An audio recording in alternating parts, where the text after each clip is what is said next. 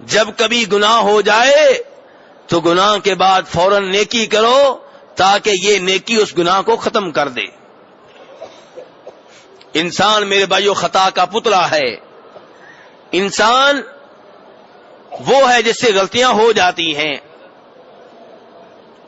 لیکن فرمایا سب سے بہتر گنہگار وہ ہے جو گناہ کے بعد رب سے رجوع کر لیتا ہے، رب سے معافیاں مانگ لیتا ہے، رب سے توبہ کر لیتا ہے.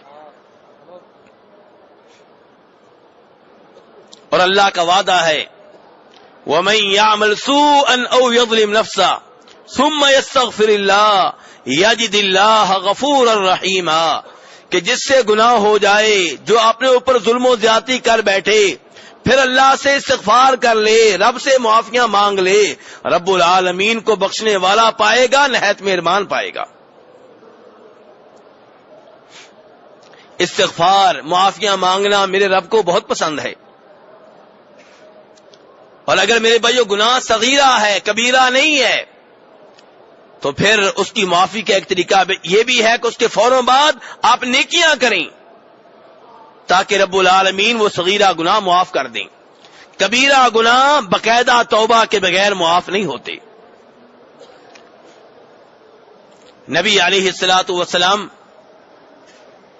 مسجد میں ہیں، ایک صحابی آئے، بخاری شریف کی حدیث ہے، مسلم میں بھی آئی ہے. کہا اے نبی علیہ الصلوۃ والسلام میں گناہ کر بیٹھا ہوں. ایک عورت ملی، اس کے ساتھ میں نے ناجائز حرکتیں کی، باقاعدہ جسے زنا اور بدکاری کہتے ہیں وہ کام میں نے نہیں کیا، لیکن اس کے علاوہ میں نے جو حرکتیں تھیں وہ کی. یعنی کہ بوسہ دے بیٹھا ہوں، گلے لگا بیٹھا ہوں.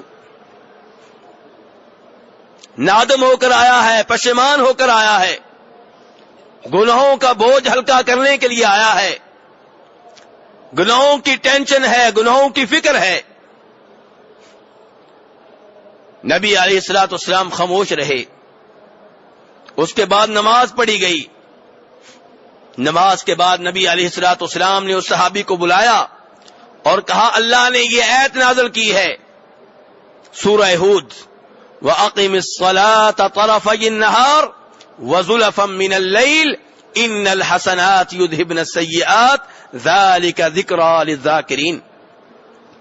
اللہ فرماتے ہیں نمازیں قائم کرتے رہو، رات کے دونوں کناروں میں، دن کے دونوں کناروں میں نمازیں قائم کرتے رہو، اور رات کی گھڑیوں میں بھی نمازیں پڑھو.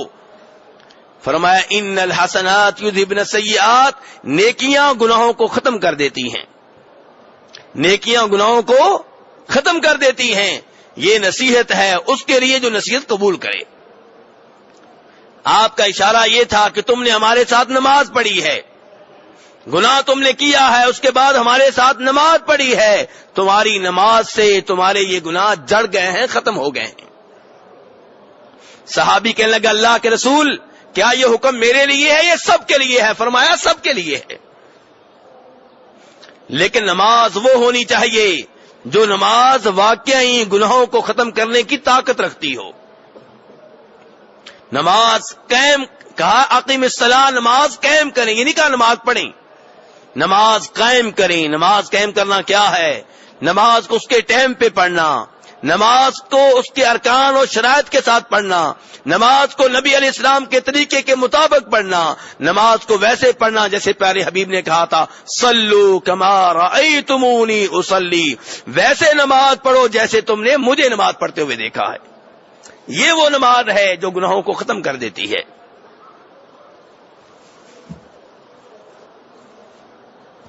بخاری شریف کی حدیث ہے، نبی علیہ الصلوۃ والسلام اس میں فرماتے ہیں، صحابہ کرام سے سوال کرتے ہیں کہ اگر تم میں سے کسی کے گھر کے دروازے کے باہر نہر گزر رہی ہو، نہر گزر رہی ہو، وہاں دن میں 5 بار غسل کرتا ہو، کیا ایسے آدمی کے جسم کے اوپر میل کچیل باقی رہے گا؟